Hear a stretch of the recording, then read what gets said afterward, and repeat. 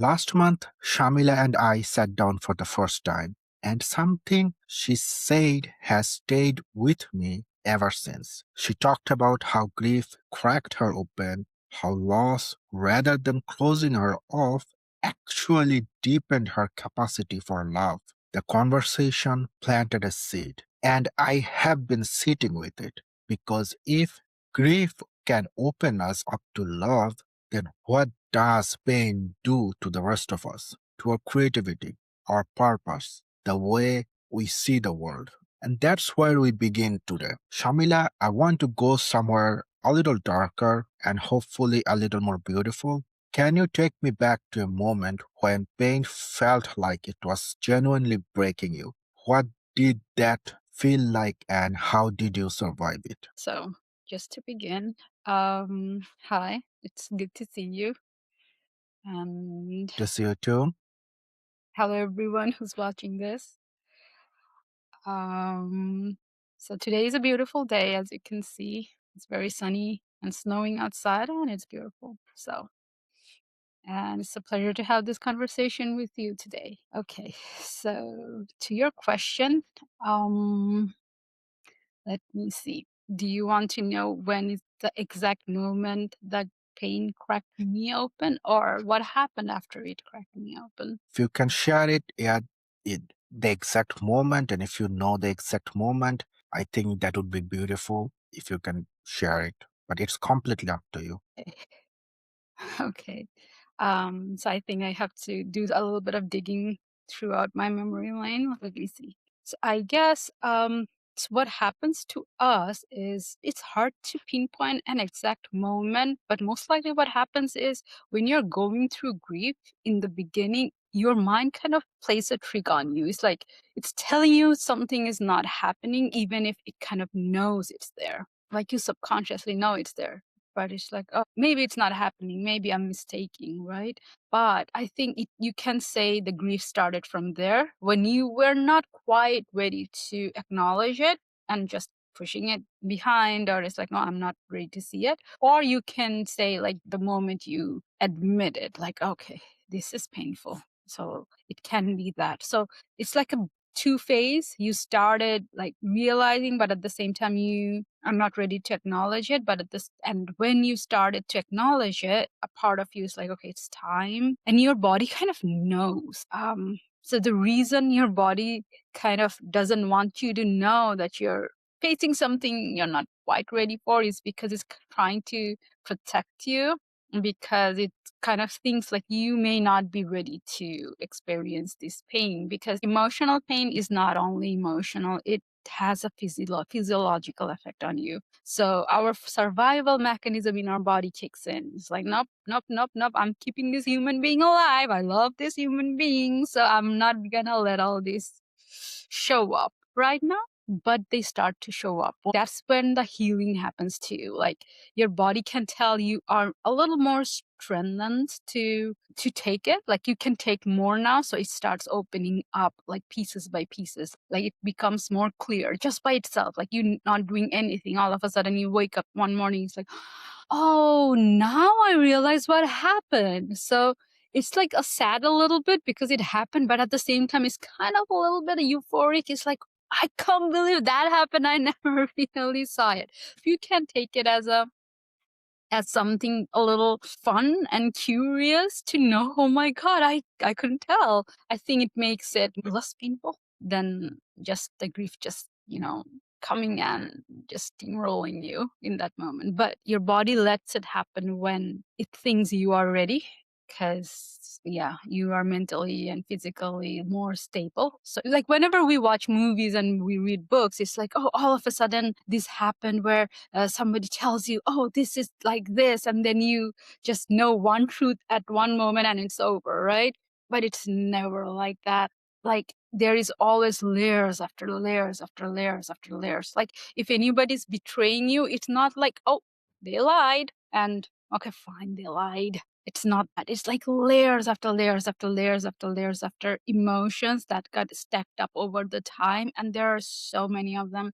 So it kind of opens up like that too. Like it opens up layer after layer after layers. It's like, okay, just one truth is out. I'm done. No, you have to go through that like small pieces, sometimes big pieces. Like sometimes it's like a small pieces opening up, leading to that big piece. And so it's like it's very layered, and it takes time to completely unravel and unpack everything on the table right in front of you. And it's like, okay, it's all here. And the way you know is when you start feeling joy again. Like you will feel it in your heart, like, oh, okay, when you're grieving, everything's kind of squished and dark, and we call it depression, but I would like to call it more like sadness that is concentrated. So it's like, okay, everything's kind of like, it feels different. The world feels different. When you're unpacking, it's painful because it's like hit after hit after hit.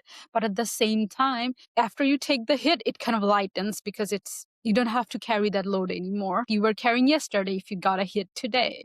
So it's sad today, but you're much more lighter. So you will start to sense that joy is starting to seep in, and the world kind of starts to feel different. That's when you know that, okay, I was grieving and then I am not grieving as much anymore. It's like a simultaneous recognition of that in that moment. So you can call that the moment when you realize like, oh, I had no idea how painful it was for me or how sad it was for me. So I think you can call that the moment. You start Yeah. feeling joy. You start loving things around you a little bit more.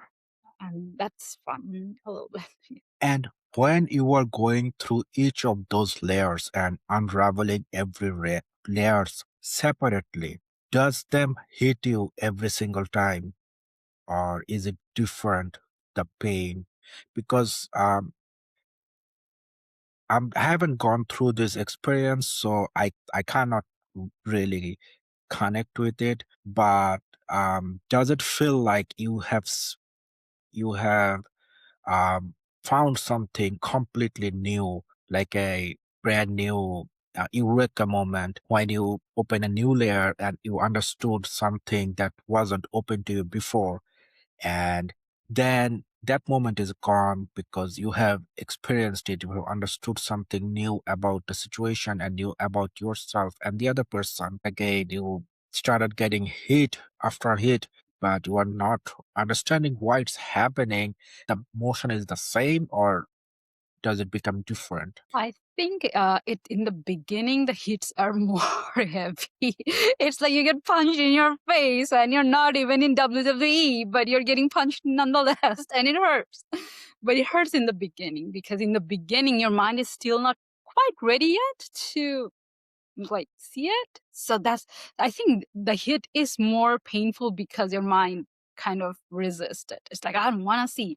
That's when it gets like very heavy. But it happens in the beginning when the layers are kind of opening up like one by one. But after a while, your body kind of knows that, okay, it's fine. I can handle it. Because after 1, 2, 3, 4, your body realizes, okay, like in the beginning, it thinks like, oh, I cannot handle this kind of pain, but it realizes like, wait, I can handle this kind of pain. So it kind of, that trust in yourself starts making the next layers much more easier to open up. And since the previous layers are opened up, you're already a little bit lighter, you're able to carry more now. So yeah, in the beginning it hurts, but afterwards it's much more easier to deal with it. So here's the thing about betrayal and things like this that is painful a little bit, is that you get to see another person, but you also get to see yourself in that person because, um, yes, that person did something that was not the best in the world, but at the same time, you get to see yourself in a very different light. And in that moment, your mind tends to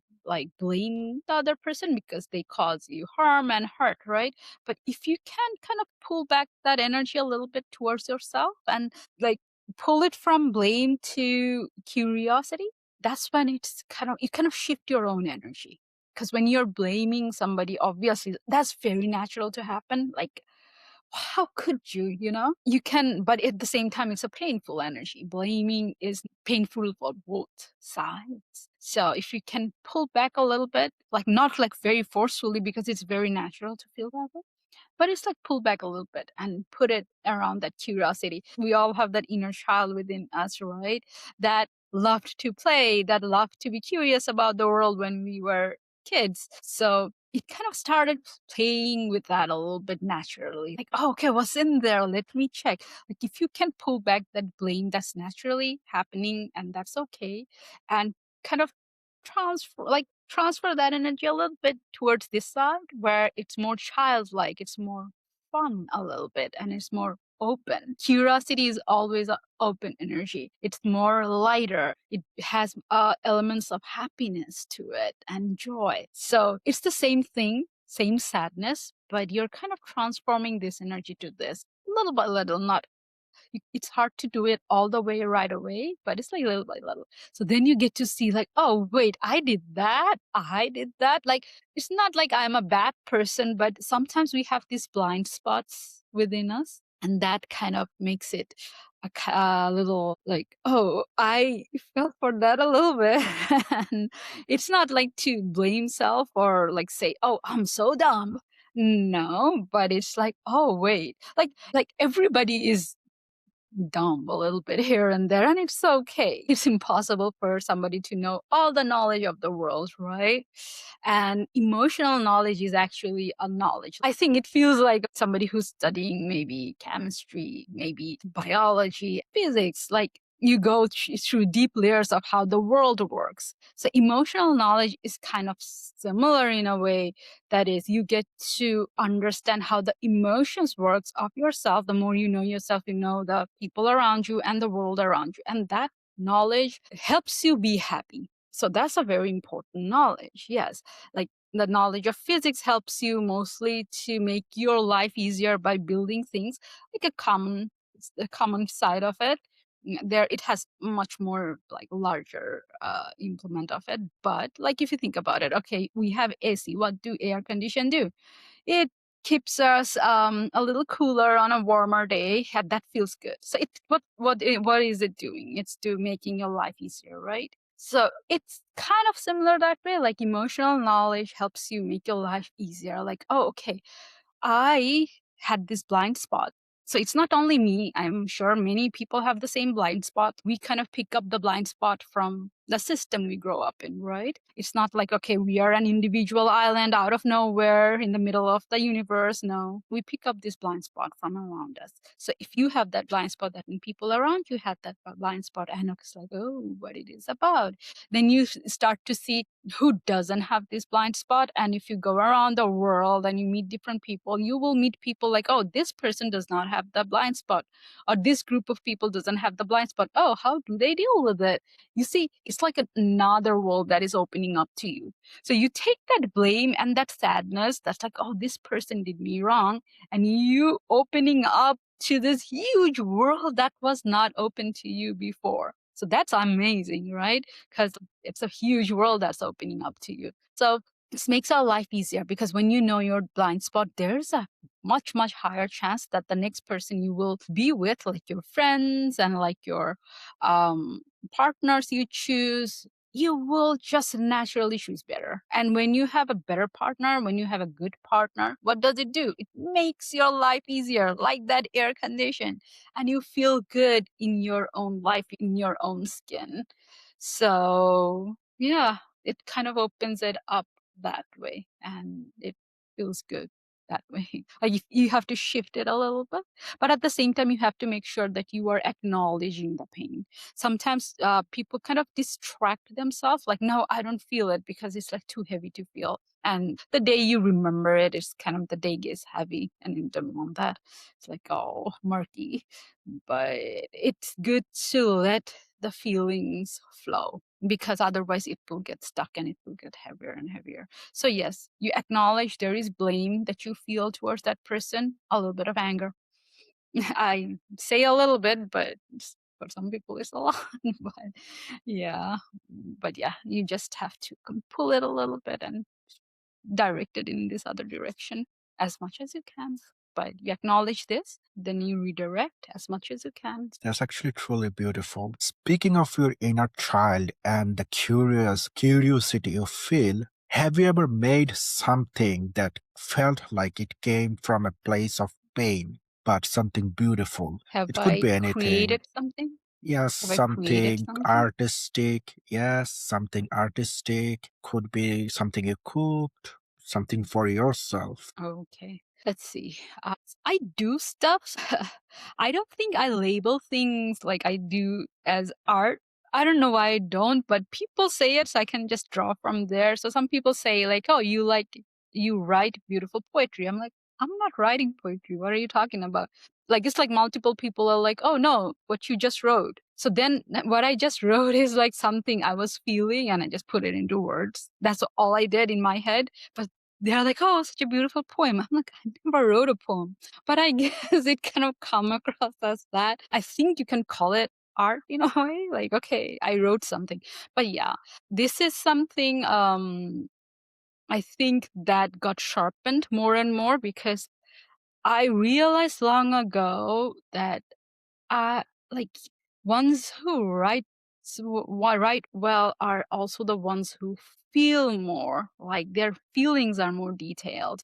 You cannot write well without feeling more, like more detailed. Like we all feel the same feelings in a way, but some people can detail their feeling. It's like if you ask me, "Oh, how are you feeling?" I'm like, "Oh, I'm sad." And if someone's like, "Oh, how are you feeling?" And someone can be like, "Yes, I am sad."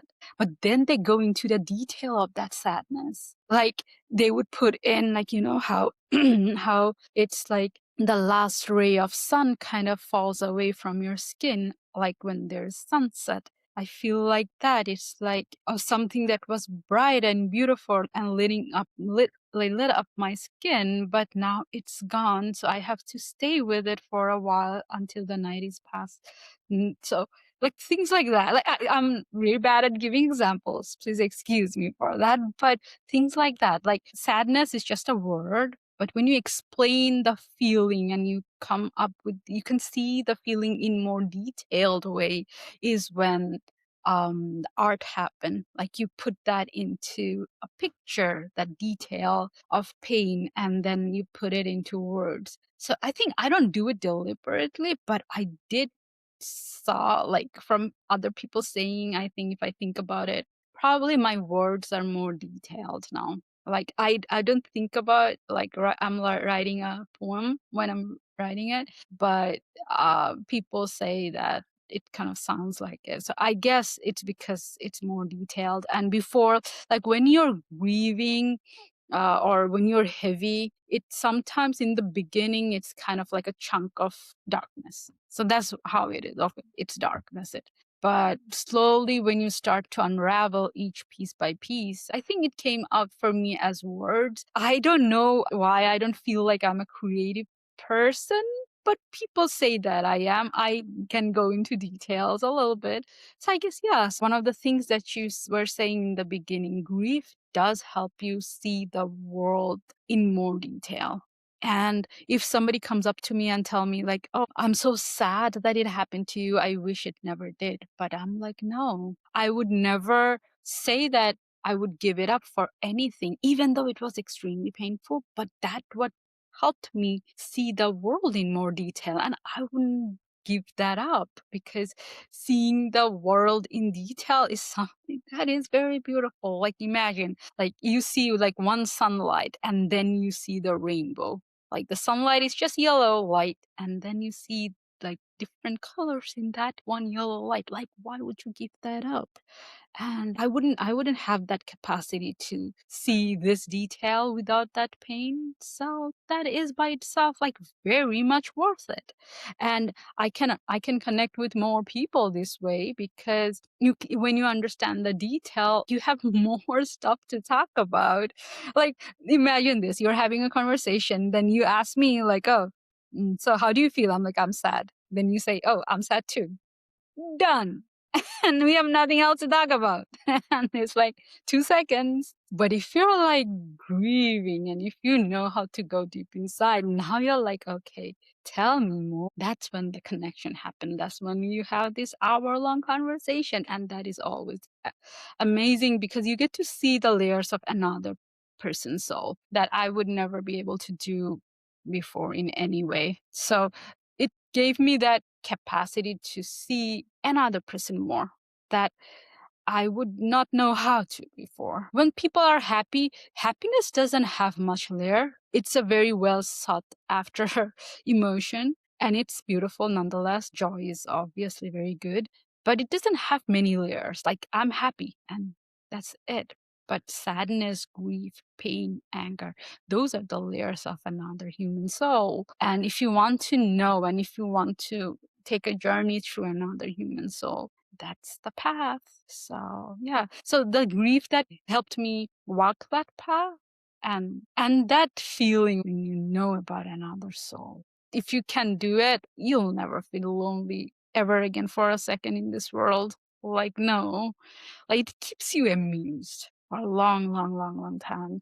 I think people who feel loneliness is more like somebody who is unable to connect with other people in a deeper level in that stage of life. That's what's induce loneliness, because our soul is designed to hold the whole world, and you're just kind of scratching just the top surface, and it feels very limited. I think that's where the loneliness comes in. Like, I feel unseen, and I cannot see another person, and another person cannot see me. It has to go both ways. So that's where the loneliness comes from. But yeah, if you can walk that path, like, inwards in another soul, you won't feel lonely. You will always be amused, and your days are better because it feels beautiful. And you feel that sunlight that you would see before. It would be like, oh, just a streak of yellow light, but now you see way more details into it. So yeah, that kind of enriches your life, doesn't it? I think that way this creativity can come in. The cooking thing, another thing that happened is, before, when I would cook, like, I was scared of cooking my whole life. I just don't want to cook, and the handling of raw things would feel so bad. But before the grief struck me, and when I cooked, it's like I would follow the recipe, and I was very good at following the recipe, so the food would come out good.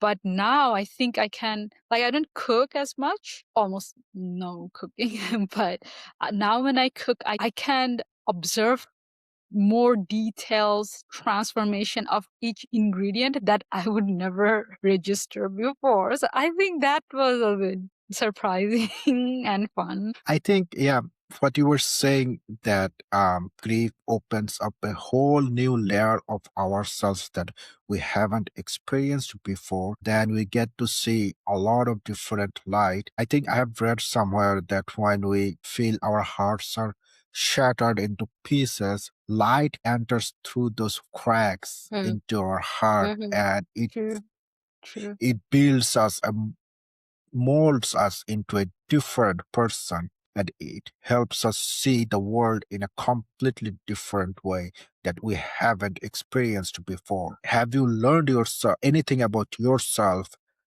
um that's that wasn't present in yourself before the I experience? have.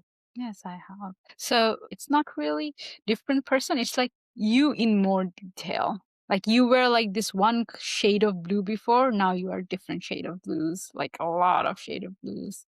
So it feels different because you were operating on one shade. Now you have this hundreds and thousands of other shades. But that those other shades were always a part of you, but it was not magnified as much before.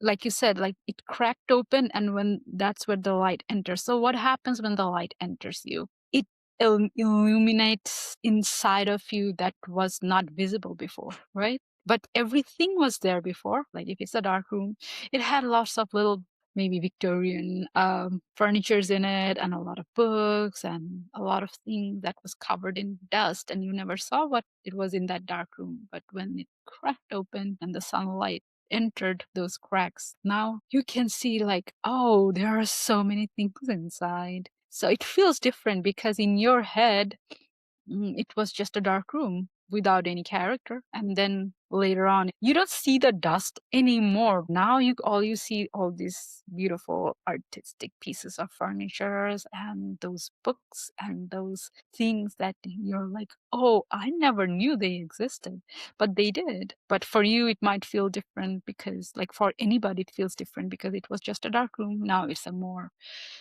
detailed room. So it's like dark room, a bright room. but this the same room. It's just we couldn't see much. You get to experience Yeah, yourself in detail.